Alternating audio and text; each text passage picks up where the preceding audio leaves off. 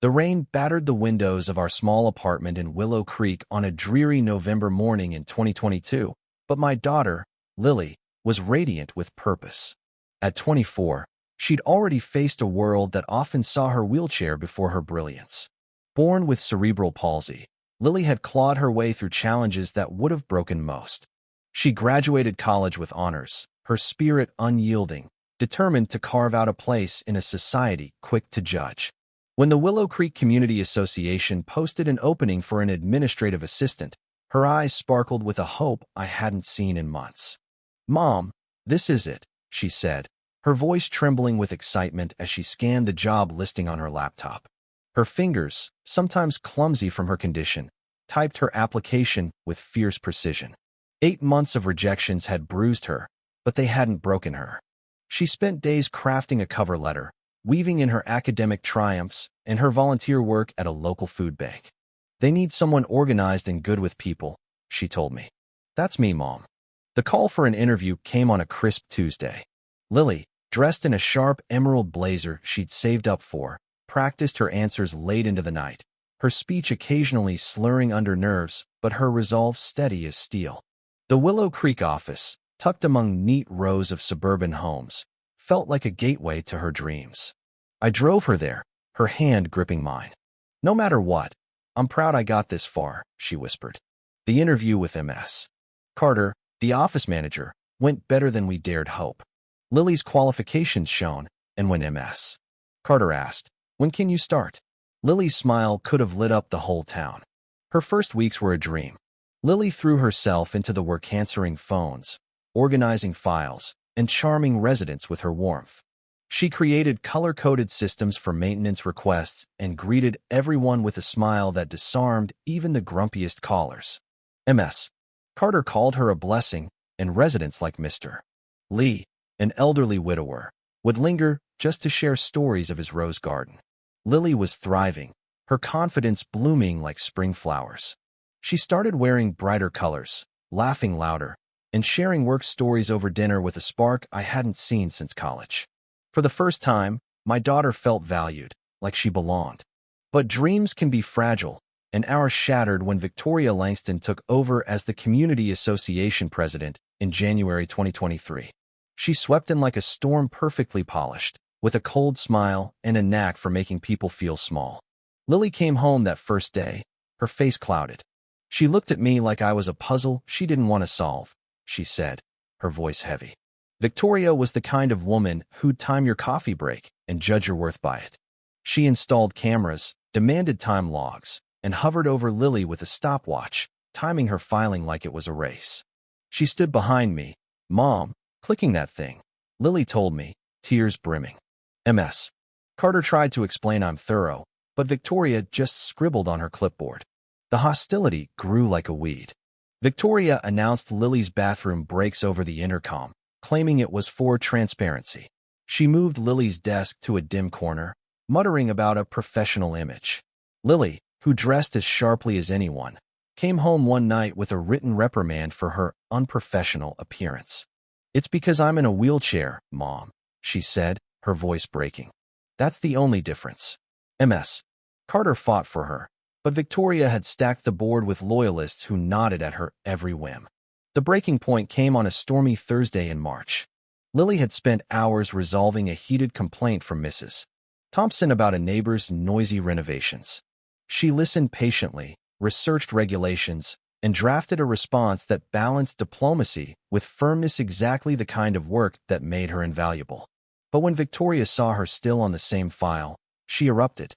"This is pathetic," she screamed, her voice echoing through the office. "A simple complaint shouldn't take hours."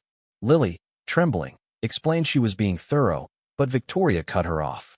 "You're useless," she spat, slamming her hand on Lily's desk. "Dead weight, dragging this office down." Ms. Carter tried to intervene, but Victoria turned on her. "I'm done pretending she can do a real job. She's a charity case, and you know it." Lily's quiet sobs silenced the room. She gathered her things, hands shaking, and left without a word. That night, Lily barely touched her dinner, her usual spark replaced by a hollow stare. "Maybe she's right, Mom," she whispered. "Maybe I am useless." My heart shattered, but my rage burned hotter. The call came the next morning at 7 a.m. Victoria's voice was ice cold. Lily's employment is terminated, effective immediately. Her performance was substandard. Her paycheck will be mailed. She hung up before I could respond. Telling Lily was like watching her world collapse. She wheeled to her room, locked the door, and cried for hours. MS. Carter called later, devastated. Victoria built a case against her from day one, timing her breaks, nitpicking her work. It's discrimination, plain and simple. I wasn't about to let Victoria destroy my daughter. That weekend, I dove into research, contacting disability rights groups, and scheduling meetings with attorneys. Lily, still reeling, emerged on Sunday with a fire in her eyes. "I want to fight, Mom," she said. "Not just for me, but for everyone who's been treated like they're nothing." Our attorney, James Carter, was a disability rights veteran. "This is textbook discrimination," he said, reviewing our evidence MS. Carter's notes, resident testimonies, and a clear pattern of Victoria targeting Lily's disability. The Willow Creek community rallied around us. Mr. Lee brought a petition signed by dozens, demanding Lily's reinstatement. Mrs.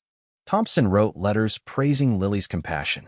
The support was overwhelming, but it underscored Victoria's cruelty.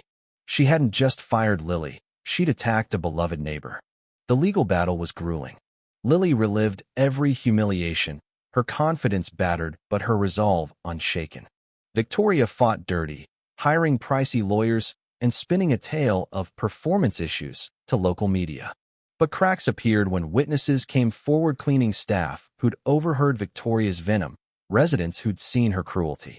The turning point was Sarah, the quiet receptionist, who'd recorded Victoria's rants to protect herself.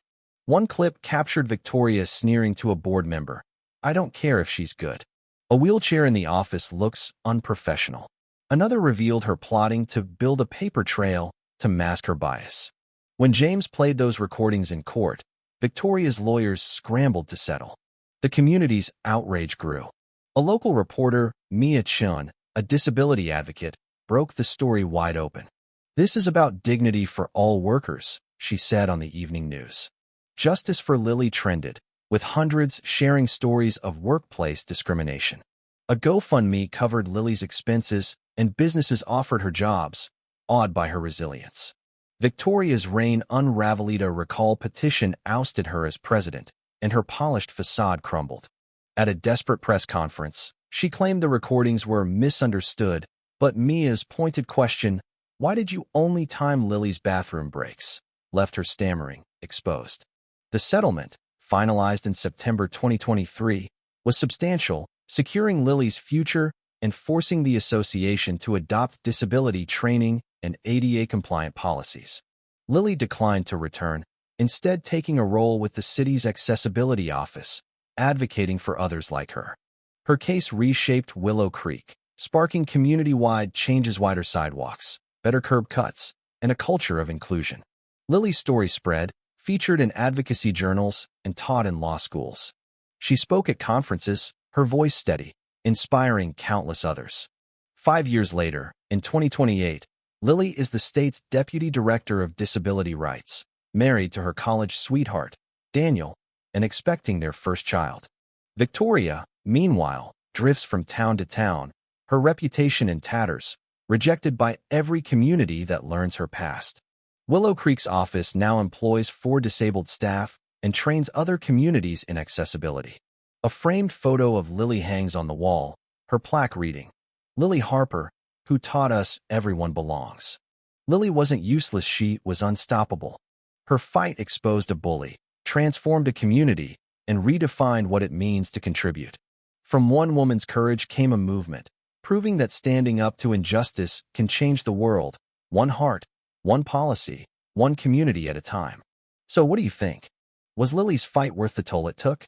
Should communities do more to protect disabled workers? Or are employers right to prioritize efficiency? Have you faced or witnessed discrimination like this? Drop your thoughts below, like, and subscribe for more stories that spark real conversations. Where are you watching from? Let's keep this fight alive.